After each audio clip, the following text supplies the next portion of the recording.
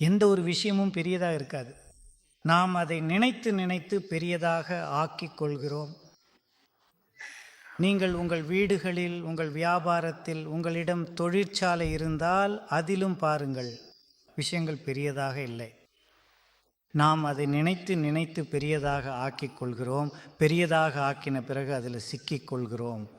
அதில் நம்முடைய மனதின் சக்திகள் போய்விடுகின்றன, வேலைகள் நின்று விடுகின்றன, முன்னேற்றம் நின்று விடுகிறது. சிக்கல்கள் வாழ்க்கையில் அதிகரித்து கொண்டே இருக்கின்றன.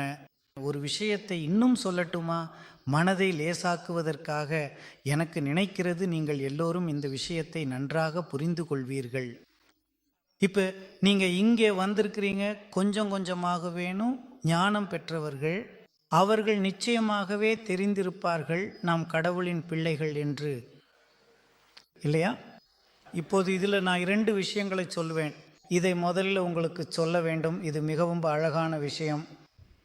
ஒரே ஒரு வரி உலகின் பல பிரச்சனைகளுக்கும் தீர்வாக இருக்கிறது. நாம் கடவுளின் பிள்ளைகள். இன்று வரை பக்தர்கள் இருந்தார்கள். பக்தர்கள் இருந்தார்கள் என்றால் அவர்கள் எப்போதும் கேட்பவர்களாக இருந்தார்கள். நாம் கேட்க வேண்டியதில்லை. பிள்ளைகள் என்றால் என்ன ஆகிவிடும்? உங்கள் உரிமையை உணருங்கள், நீங்கள் அவருடைய பிள்ளைகளாக ஆகிவிடுங்கள். அவர் என் பரம்பிதா என்று ஏற்றுக்கொள்ளுங்கள், மேலும் ஏற்க முடியும். அவர் என் உண்மையான நண்பர், கடவுள் என் தோழன். இந்த உறவுக்கு எனக்கு மிகவும் அழகான அனுபவங்கள் உள்ளன. இப்போது நான் உங்களிடம் 2 விஷயங்களை சொல்கிறேன். உங்கள் மனதில் உள்ள பல பாரங்களை அவரிடம் அர்ப்பணியுங்கள். இரவில் தூங்குவதற்கு முன் இதை செய்யுங்கள். அப்புறம் அதிசயங்களை பாருங்கள். நாம் தொடங்க வேண்டியது அவர் நம் தந்தை என்பதிலிருந்து. இங்கே ஒரு தந்தை உட்கார்ந்திருக்கிறார். உங்களுக்கு பல பிள்ளைகள் இருக்கிறார்கள். நீங்கள் உங்கள் பிள்ளைகள் பிரச்சனைகளில் இருப்பதை பார்ப்பீங்களா? அல்லது உடனே தீர்த்து வைப்பீர்களா? உங்களிடம் பணம் இல்லை என்றாலும் கடன் வாங்கி டெமோ செய்கிறீர்களே. உங்கள் பிள்ளைக்கு மெடிக்கலில் சேர்க்கை பெற வேண்டும், 25 லட்சம் டொனேஷன் கேட்கிறார்கள். உங்கள்கிட்ட 10 லட்சம் தான் இருக்கிறது. நீங்கள் ஏற்பாடு செய்வீர்களே. ஒவ்வொரு பெற்றோரும் தங்கள் பிள்ளைகளுக்கு இப்படித்தான் உதவுகிறார்கள். இது பெற்றோரின் கடமை, அவர்களின் இயல்பு.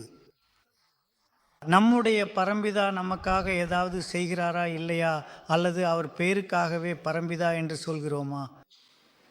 சொல்லுவதற்காகவே அவருக்கு முன்பு கைகளை கூப்பிடுகிறோம் என்று யோசிக்கவும், சொல்லுவதற்காகவே அவரை புகழ்கிறோம். கோவிலுக்கு சென்று அவருக்காக பஜன், கீர்த்தன், ஆரத்தி, பூஜை செய்கிறோம். இதற்கு அவசியமே இல்லை. நான் இது தவறு என்று சொல்லலை. பக்தி செய்கிறீர்கள், அது தவறு இல்லை. ஆனால் அதைவிட மேலே செல்லுங்கள். நீங்கள் உயர்நிலை பள்ளியில் எப்போதும் இருக்கப் போவதில்லை. நீங்கள் முன்னேற வேண்டும். 12ஆம் வகுப்பு முடிந்துவிட்டது என்று நினைப்பீர்கள். நீங்கள் தொடர்ந்து 12ஆம் வகுப்பிலே இருப்பீர்களா? நீங்கள் முன்னேற வேண்டாமா? இப்போது பக்தியை தாண்டி முன்னேறுங்கள். உண்மையில் அவர் நம்முடையவர்தான். இப்போது இப்படி சிந்தியுங்கள், அவர் என் பரம்பிதா என்றால் அவர் நம்முடையவர்தான். ஒரு முறையாவது சிந்தித்து பாருங்கள்.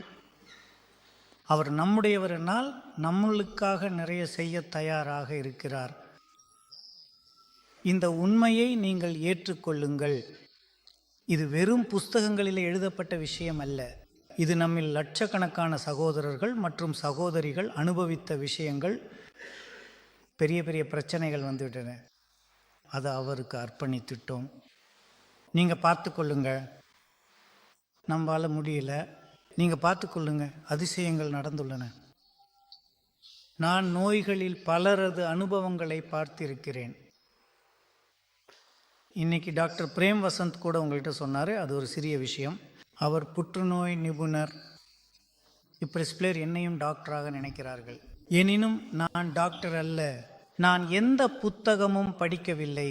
ஆனால் எங்கும் சிகிச்சை கிடைக்காத அனைத்து நோயாளிகளும் என்னிடம் வருகிறார்கள். மேலும் மனதின் சக்திகளையும் சிவபாபாவின் தொடர்பையும் கொண்டு அவர்களுக்கு உதவி செய்து அவர்களை குணமாக்க முயற்சிக்கிறேன்.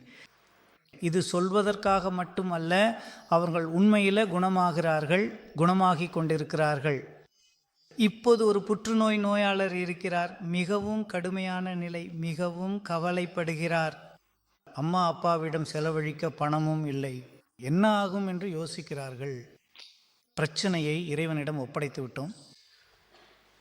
முன்னேற்றம் காணத் தொடங்கியது. நான் உங்களுக்கு ஒரு இளைஞரின் அனுபவத்தை சொல்கிறேன். அதை கேட்டபோது நானும் ஆச்சரியத்தில் ஆழ்ந்து விட்டேன். சிறிய வயதுடைய ஒரு இளைஞர் 25 வயதுக்கு குறைவாக இருப்பார். இரவில் டாக்டர்கள் அவனிடம், உன் வாழ்க்கை இன்னும் 4 மணி நேரம் மட்டுமே உள்ளது என்று கூறினார்கள். யாரையாவது அழைக்க வேண்டுமா என்று கேட்டார்கள். அவன் அங்கே தனியாக இருந்தான். அவன் சொன்னான், அழைக்க வேண்டும் என்றால் நானே அழைக்க வேண்டும், நீங்கள் அழைத்தால் அவர் வரமாட்டார். மற்றும் டாக்டர்கள் 4 மணி நேரத்தில் இவன் இறக்கவே செய்ய வேண்டும் என்று கூறினார்கள். எல்லாம் குறைந்து கொண்டிருந்தது. அந்த 4 மணி நேரத்தில் எல்லாம் பூஜ்யமாகிவிடும் என்று நினைத்தார்கள். இறப்பு நிகழ்ந்தது. அவர் சென்று விட்டார். அவன் சிவ்பாபாவை அழைத்தான். அவன் தன் நிலையை அவரிடம் அர்ப்பணித்து, என் வாழ்க்கை உங்கள் கைகளில் உள்ளது என்று சொன்னான். நீங்கள் உயிருடன் வைத்தால் உங்களுக்கு சேவை செய்வேன், அழைத்துச் சென்றாலும் அங்கேயும் உங்களுக்கு சேவை செய்வேன். உங்கள் விருப்பம் எதுவாக இருந்தாலும் இரண்டிலும் நான் மகிழ்ச்சியாக இருக்கிறேன். காலை டாக்டர் குழு அவரை பார்க்க வந்தது. அண்ணன் பார்த்து, போஸ்ட்மார்ட்டம் போன்றவை செய்வார்கள் என்றார்கள். பார்த்தார்கள், அவன் வெளியே சுற்றி கொண்டிருக்கிறான். டாக்டர்கள் ஆச்சரியப்பட்டார்கள். இப்போது அவன் சுற்றி கொண்டே இருக்கிறான். அவன் முற்றிலும் நலமாக இருந்து சேவைகளில் ஈடுபட்டான். அவன் சொன்னான், இந்த உயிரை எனக்கு சிவ்பாபா தந்தார், இது அவருடையது. இப்போது இது எனது ஜியோஸ்டோ இல்லை, என் பெற்றோரின் ஜியோஸ்டோ இல்லை. பெற்றோரும் சரி, நாமும் சிவ்பாபாவிடம் அர்ப்பணிக்க கற்றுக்கொள்வோம் என்று சொன்னார்கள். கோவில்களில் வெறும் பாடிக்கொண்டே இருந்தார்கள். மாதர்களும் பாடினாங்கள் அல்லையா? நீ என்ன பாடினாய் என்று கேட்டேன். தன் மனம் தனம் எல்லாம் உன்னுடையது என்று. மாதர்களே, அடுத்ததை சொல்லுங்கள். உன்னுடையதை உனக்கே அர்ப்பணிக்கிறேன். இந்த வரி கூட இருக்கிறது, எனக்கு என்ன சொந்தம் என்று கோவிலில் தவிலடித்து பாடல் பாடினார்கள்.